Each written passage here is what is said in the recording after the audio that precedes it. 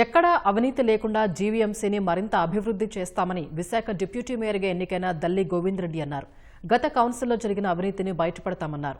కూటమి పాలనలో ప్రజల ప్రతి సమస్యను తీర్చేందుకు కృషి చేస్తామంటున్న డిప్యూటీ మేయర్ దల్లి గోవిందరెడ్డితో మా ప్రతినిధి ఆదిత్య పవన్ ముఖాముఖి.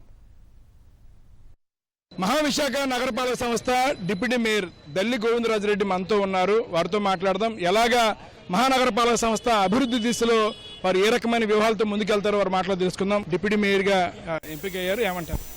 సంతోషం వ్యక్తం చేస్తా ఉన్నాను. జనసేన పార్టీ అధ్యక్షులు శ్రీ పవన్ కళ్యాణ్ గారు మంచి నిర్ణయం, జిల్లా నాయకులు ఎమ్మెల్యేస్ అందరూ కూడా కార్పొరేటర్ అందరూ సహకారం తీసుకొని డిప్యూటీ మేయర్గా చేయడం జరిగింది.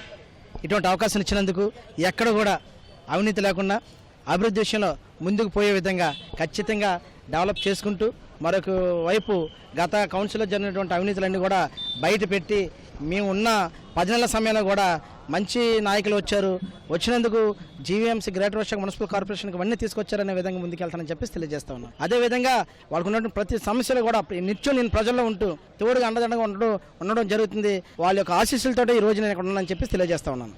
ముఖ్యంగా మేయర్ పీలా శ్రీనివాసరావు గారు, ఇప్పుడు డిప్యూటీ మేయర్గా దల్లి గోవిందరాజరెడ్డి గారు, మీరిద్దరూ కూడా ఈ జీవీఎంసీ అభివృద్ధిలో 2 కళ్ళు లాంటి వారు. ఎలా ముందుకు తీసుకెళ్తారు? సమయం 9 నెలలు ఉంది. గడిచినటువంటి 4 ఏళ్లలో కూడా ఎన్నో ఇబ్బందులు, వాటిలో కనీసం వీధి లైట్లు కూడా వేసుకోలేని పరిస్థితిలో కార్పొరేటర్లు ఉన్న పరిస్థితి. ఎలా ముందుకు తీసుకెళ్తారు?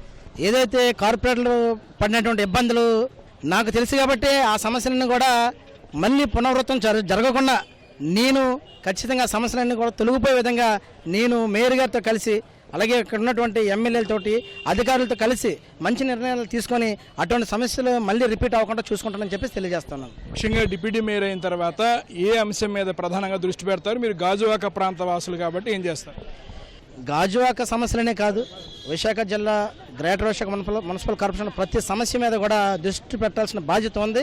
ప్రతి విషయం మీద కూడా దృష్టి పెట్టి సమస్యలను కూడా తొలగించి అభివృద్ధితో ముందుకు తీసుకెళ్తానని చెప్పి తెలియజేస్తాను. రానున్న రోజుల్లో మరింత మంచిని చేసి చక్కటి పరిపాలన అందించడానికి ఖచ్చితంగా కూటమి చెందినటువంటి నేతలంతా కూడా కృషి చేస్తామని చెప్తున్నారు.